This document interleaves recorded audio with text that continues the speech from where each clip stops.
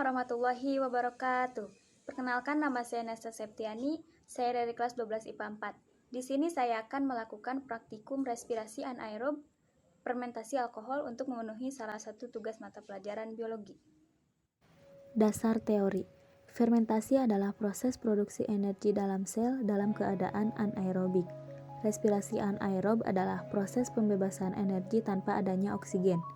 Gula adalah bahan yang umum dalam fermentasi. Beberapa contoh hasil fermentasi adalah etanol, asam laktat, dan hidrogen. Akan tetapi beberapa komponen lain dapat juga dihasilkan dari fermentasi seperti asam butirat dan aseton. Ragi dikenal sebagai bahan yang umum digunakan dalam fermentasi untuk menghasilkan etanol dalam bir, anggur, dan minuman beralkohol lainnya. Faktor-faktor yang mempengaruhi proses fermentasi untuk menghasilkan etanol adalah gas karbon dioksida, pH substrat, nutrien, temperatur, dan oksigen. Tujuan praktikum untuk mengetahui apakah suhu mempengaruhi proses fermentasi alkohol.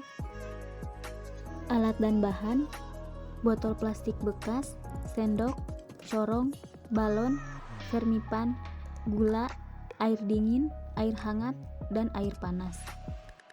Cara kerja: pertama, masukkan 1 sendok makan vermipan dan gula ke dalam masing-masing botol yang sudah diberi nama menggunakan bantuan corong.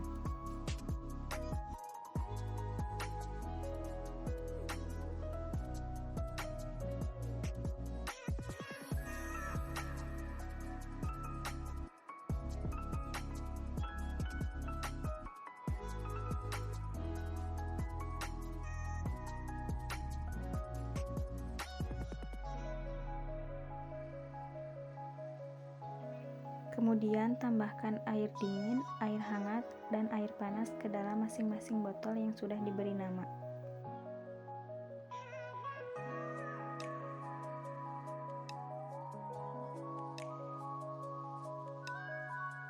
Lalu tutup mulut botol menggunakan balon.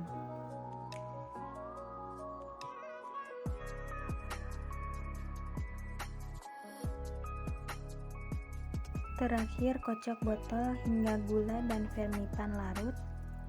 Kemudian amati perubahannya selama 25 menit.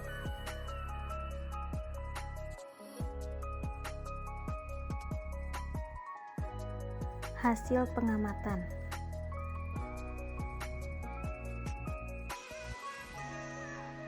Pembahasan.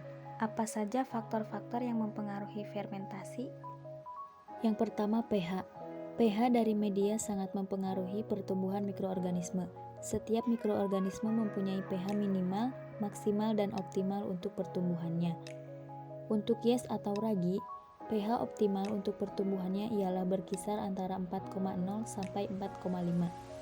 Pada pH 3,0 atau lebih rendah lagi, fermentasi alkohol akan berjalan dengan lambat. Yang kedua, nutrien. Dalam pertumbuhannya, mikroba memerlukan nutrien. Nutrien yang dibutuhkan digolongkan menjadi 2, yaitu nutrien makro dan nutrien mikro. Nutrien makro meliputi unsur C, N, P, K. Unsur C didapat dari substrat yang mengandung karbohidrat, unsur N didapat dari penambahan urea, sedangkan unsur P dan K dari pupuk NPK. Unsur mikro meliputi vitamin dan mineral-mineral lain yang disebut trace elemen seperti Ca, Mg, Na, S, Cl, Fe, Mn, Cu, Co, Bo, Zn, Mo, dan Al. Yang ketiga adalah temperatur. Mikroorganisme mempunyai temperatur maksimal, optimal, dan minimal untuk pertumbuhannya.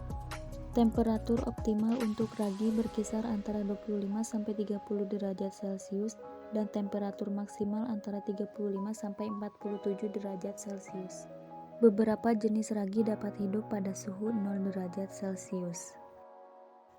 Kesimpulan, reaksi paling cepat terjadi pada botol berisi air hangat dan dingin yang mulai bereaksi pada menit ke-10 dan mengembang pada menit ke-15.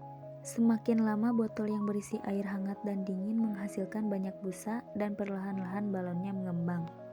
Sedangkan botol yang berisi air dingin mengembang pada menit ke-20. Jadi, botol yang berisi air hangat lebih cepat mengembang dibanding air dingin dan balon mengembang lebih besar daripada air dingin. Peristiwa ini terjadi karena reaksi berlangsung pada suhu yang ideal, tidak terlalu dingin dan tidak terlalu panas. Suhu fermentasi mempengaruhi lama fermentasi karena pertumbuhan mikroba dipengaruhi suhu lingkungan fermentasi. Jika suhu terlalu rendah, maka fermentasi akan berlangsung secara lambat, dan sebaliknya jika suhu terlalu tinggi, maka mikroba akan mati, sehingga proses fermentasi tidak akan berlangsung. Pada fermentasi alkohol, glukosa akan dirembak menjadi alkohol atau etanol dan karbon dioksida.